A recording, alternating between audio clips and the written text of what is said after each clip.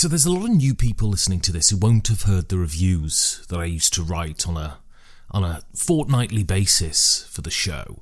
And I stopped writing them for a number of reasons that I won't go into here. But I think it's interesting to listen to them as something divorced now from the impetus to recommend a game for buying, but as pieces of writing in themselves. Some of them are fine, and some of them I think are good. And so I'm going to be releasing them every so often. There's no fixed schedule for this, but sort of I'm going to call them classic reviews for want of a better term. And this is one coming up. I hope you enjoy it.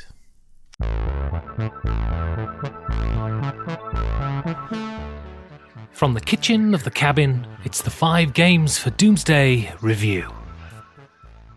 Dungeons and Dragons. We are drawn together. We are hardwired to make connections. It's coded into our DNA to laugh, to talk, to argue, to love. A hand gently brushing through your hair, the electric touch of skin on skin, the flash of eyes as someone speaks. All of this is us. An uncontrolled impulse, undiscussed but unconsciously understood. We want to be together. First, there is a small group, huddled around a small fire, gripping with all of their strength to the coast, the source of life.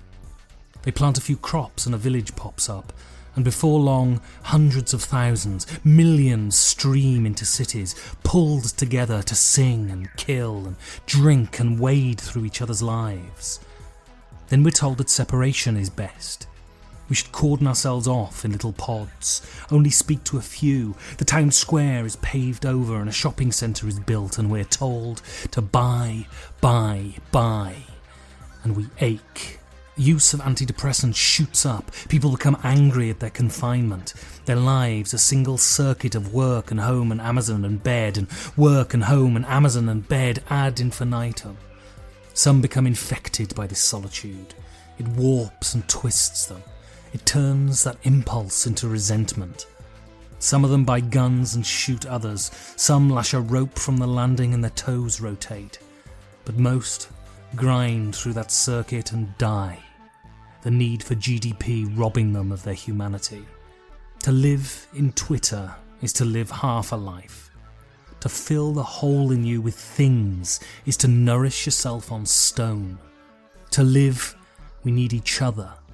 The simple society of each other, in a room or a park, to use the tools that evolution has given us to recognise happiness and delight and concern.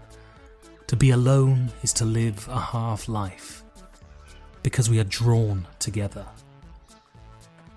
There comes a time, though, when the flickering of the flames or the transit of the stars becomes mundane. Even the unvarnished majesty of nature can become normal after a time, and we start to embellish, to augment. We start to enhance our society with things to distract or amuse. When a shooting star becomes passé, then culture emerges. And the 2 strongest strains of culture have been games and stories. I strap the kids into their seats and pop on a DVD for them. I assuage my guilt at keeping them quiet this way by making it something educational. Karen's left me, so we're taking this trip alone. This is going to be a long one, so my passenger seat is piled high with the kind of snacks that purport to be healthy, but we all know that's not true. I'm feeling transgressive, so I drive in my flip-flops. I start the engine, and we pull away. We start our trip in Mesopotamia. After a couple of hours, we stop at a little earthen hut by the side of the road so the kids can go to the loo. In the corner, 2 old men sit, bent over a board, rolling dice and moving pieces. One holds up his hands, incredulous, while the other man smiles. They shake hands and set up the board again. From there, it's a short hop to Burnt City near the Halil River, and as we pass through, we see people on the street moving pieces on a gridded board. We stop for dinner in Thebes and are invited to a friendly game of Senet, and the owner lets the kids win. When we stop in China, we see that people are obsessed with the laying of cards and the taking of tricks. We'll see this later on in Germany and France, people laughing and rowing over games of Carnüffel and Triomphe. At around 1913, the kids are dying for the loo again, so we stop in to see Herbert George so they could use his bog. He's supremely animated, and in between stories of his carnal prowess, he tells us about his new game, Little Wars. We thank him and leave before the youngest starts to lick all the lead paint off the tin soldiers. We're nearly there now, so I put my foot down. We whiz past the landlord's game and acquire, the oldest commenting that all the games have adopted a singularly capitalist complexion. And just as I think I can't take the confinement anymore, we pull up at our destination. An unremarkable house in Lake Geneva, Wisconsin. As I'm stretching my legs, my friend Dave pulls up.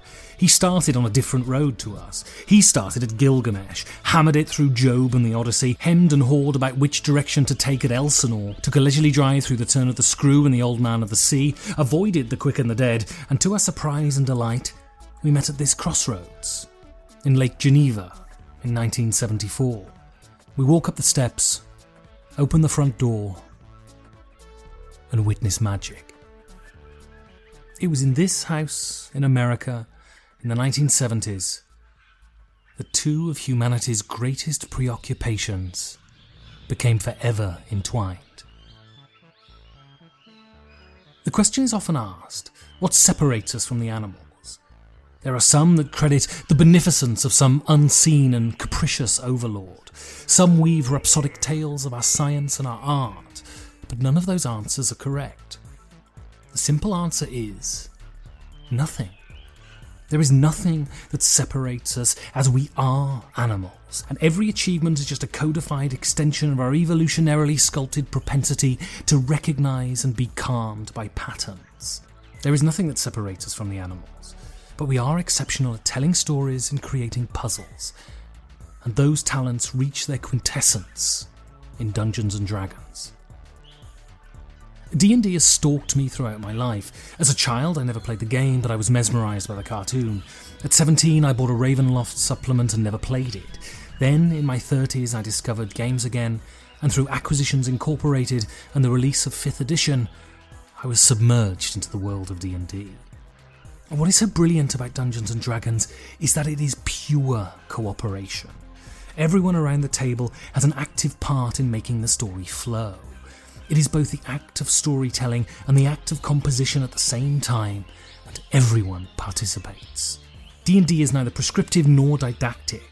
At its best, it is collaborative creation with everyone adding their piece to the story. And this is not the story of the solitary garret or the single tortured mind. This is story as participation, story as society, story as community. What starts as ideas on a piece of paper guided by numbers transforms through the act of play. This is what makes Dungeons & Dragons so brilliant. Session after session, the world becomes more saturated with colour, and the characters that inhabit it become more defined, more real. D&D teaches many lessons, but one of the most important ones it teaches is that we are not moulded by our conceptions of ourselves, but through interaction with others. Characters start off as moored ships, all potential energy, but after they've sailed for a while, they start to reflect the people they meet. It is through the crucible of communication that the characters start becoming real. Soon the characters bear no resemblance to those sketches of the first meeting. They are three-dimensional, their reactions are natural and instinctive. Through D&D, we have created life. Through D&D, we've become gods.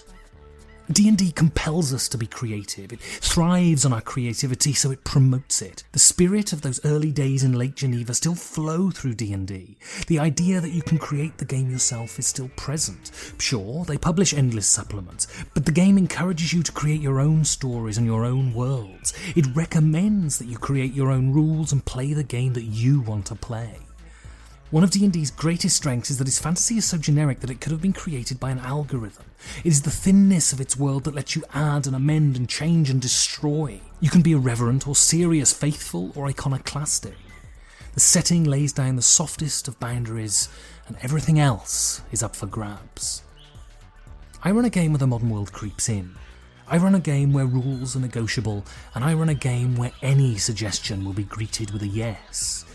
If that sounds terrible to you, that's great, because you can run a game that is completely different.